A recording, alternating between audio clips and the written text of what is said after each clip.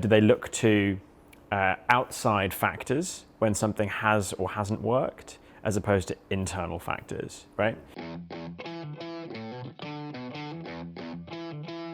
Hamish from Thriva, thank you so much for coming back on the show. Good to be here. I really like your outfit.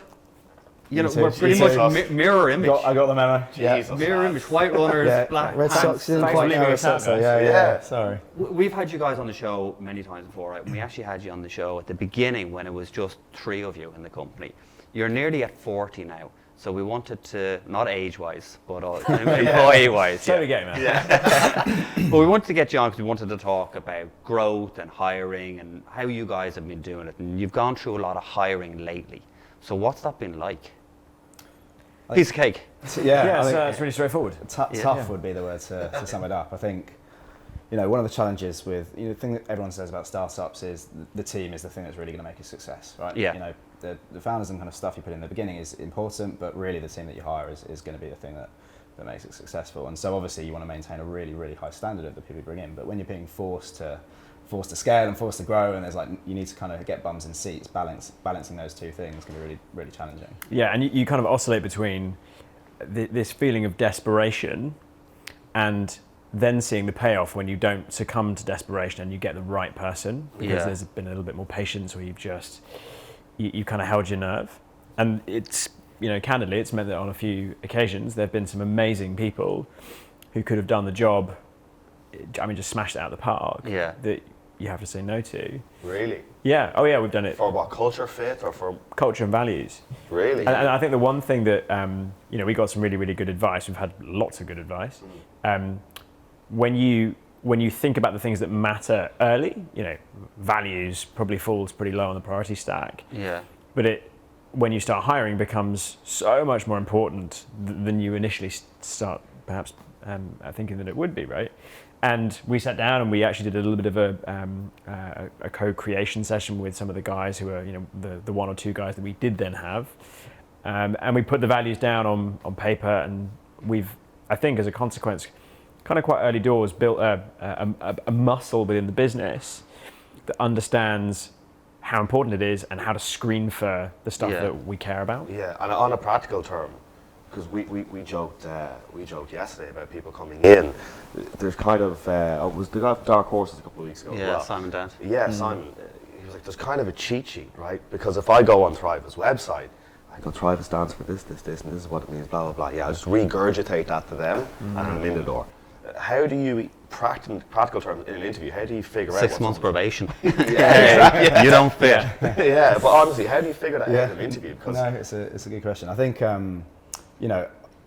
I think that's part of what Hamish was saying, right? You help people understand, and when you instill these values in people living them day to day, you get very good at kind of seeing past this is how I'm humble, or this is how I I'm getting stuff done all the time. Yeah. And I think once you have that, and you have people who work alongside people with similar values all the time, it kind of becomes more of a natural, organic thing. It's like, I know that person kind of stands for what we stand for, rather than kind of trying to check boxes against certain things that they're saying. Yeah, I mean, there's a couple of kind of really big red flags for us, and they cut across a number of the values. So I certainly haven't come up with this, and I'll describe it badly, but internal versus external arc of influence. So do they look to outside factors when something has or hasn't worked, as opposed to internal factors, right? Yeah. And what we try really hard to kind of ask questions to pick apart is that they're thinking about things as themselves as primarily responsible, for good or bad, right? And there are some pretty straightforward tactical questions. Hey, what was the last thing that you materially screwed up?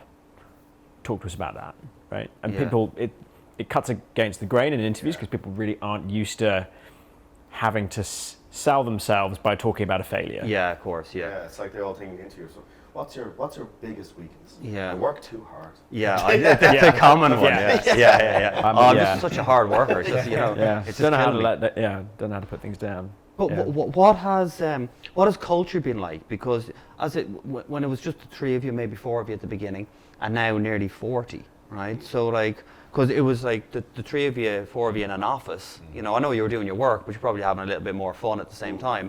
And now it's really kind of like, do you have to take a step back from that and not be seen as the you know, if you're having a bit of a laugh in the office, we can't be seen like that. We're the bosses now. Has it changed like that, or is it still good fun in the office and such? What I mean by fun is, you know, I don't mean that everyone's sitting there having a laugh during the day, but it's not as serious. Yeah. No, I think, you know, I'm a firm believer in, you know, startups are hard enough as it is. Yeah. And you know, you don't want to be spending most of your life doing something if you can't have fun at the same time. And so, and I don't think the two things are at odds. And I think, you know, a lot of what we do is trying to kind of instill values that I think fun is about enjoying work, right? So if you're actually kind of feeling like you're succeeding, you're valued in what you do, then that's kind of all part of the fun. I think people often think, okay, let's inject some culture into this company. Let's put a table tennis table over there, and then we'll get a fruit delivery order, or a beanbag or something. Yeah, and you know, those things kind of might help, but you know, get some people in the door for hiring purposes. But it's not the thing that really sells your kind of business to your kind of employees long term. That's normally the first thing I ask in an interview. Is real kind of like, where's the ping pong table? So we do actually have a table tennis table. It's a very important part of our office. But it's not that alone, I think. How has the business changed since we first met? Because obviously you guys haven't changed. You're the same as we were years ago. But fundamentally, how has the business changed day to day? Is it? Yeah, I mean, you know, I think when we very first sat down with you guys, we were packing boxes ourselves and taking them on a, you know, in a big postal bag up to the Old Street post office.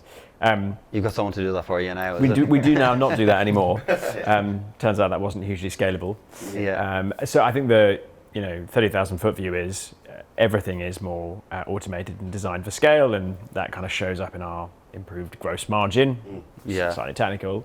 At a structural level within the business, I think the most exciting thing for us is we now have dedicated teams.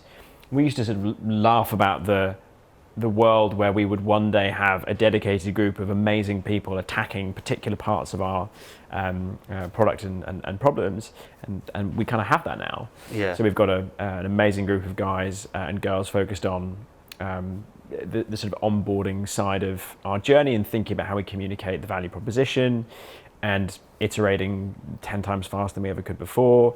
We've got another team who are specifically thinking about the back-end product and how we build automation and create a defensible value prop because no one else has kind of got some of the ability to deliver personalization in the way that we do. And that's amazing, right? Certainly wasn't what we had before. I was going to, what's it like when it comes to office space? Because that brings its own problems. Because at the beginning, 3 or 4 of you, now 40, but you didn't go from 4 to 40. So like you're signing like contracts and leases for, you know, you're going to scale up a little bit, so you need space for 10. Then next year you're going to scale up and you might need space for 30. Now you're on 40 and who knows how fast you're growing. You might need 60 or 70 by the end of next year. So how does that work when it comes to picking an office space and allowing to either get out of one lease to start another one, or do you have to go straight in and go, let's just get the 100-man office now and we'll fill it in time? But we'll have to take the hit on the rent. The VC-backed baller move. I think we're probably not the best company to ask if you want to kind of talk about moving on. Everyone's working from home. Very regular basis. No, I think we're on our kind of just about to move into our 5th office now in kind of 3 years. So, but I think part of it is, you know, we still. I remember when we kind of signed the lease for a kind of first bigger office, a whole floor, and we needed it. We needed the space, but it was like physically painful to kind of think about that amount of money going out every month. And so I think that's absolutely where it should be. I kind of think kind of. I would kind of check myself if I felt in a position where it's like comfortable just being like, oh, you just spend tons of money, have loads of room we don't need. It's still, you know, investors' money and we need to squeeze out every penny on kind of the things that we do. And so, I think it is a challenge. I think balancing the kind of growth and how you plan for these things, but you don't really know exactly how fast you're going to be able to hire and how that's going to change, and some things are outside your control. It is a nightmare.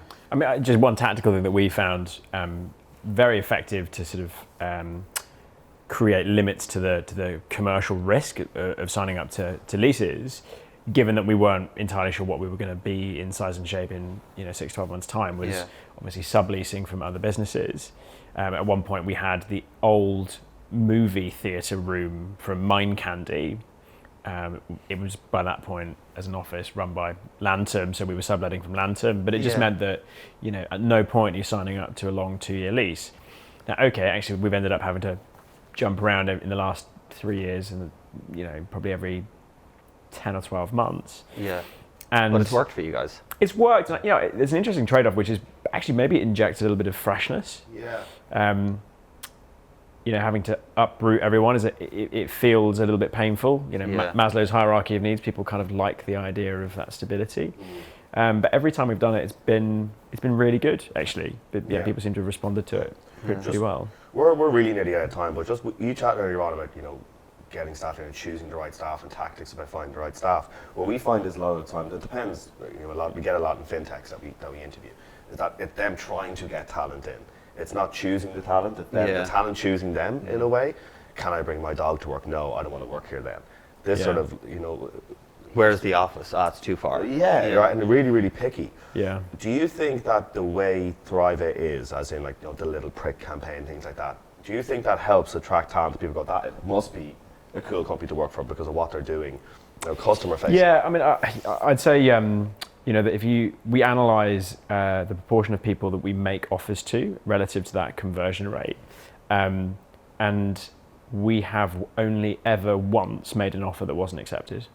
Really, that's a good Okay. record. Yeah. And I think a lot of that is we put a lot more time and energy into making sure that they are the right fit than maybe others do. So we Yeah. try to demonstrate to the candidates that we see it as a two-way process.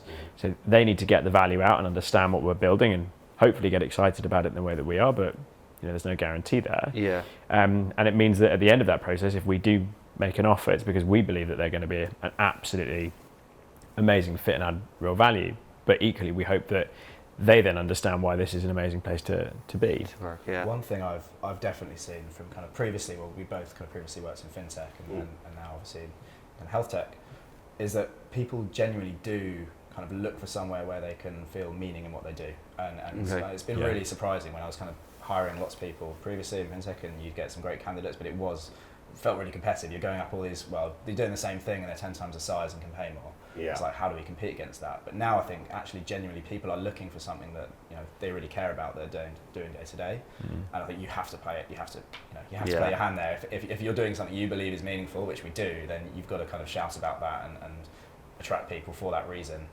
Yeah. Alone. Yeah, guys, look, it's been great growth, and it's great that we've been able to interview since the beginning, Yeah, that's very and then get you back on now. So Thanks for you having so us much. again, guys. Cheers. Yeah, really Thanks. appreciate it. All right. Thanks so much.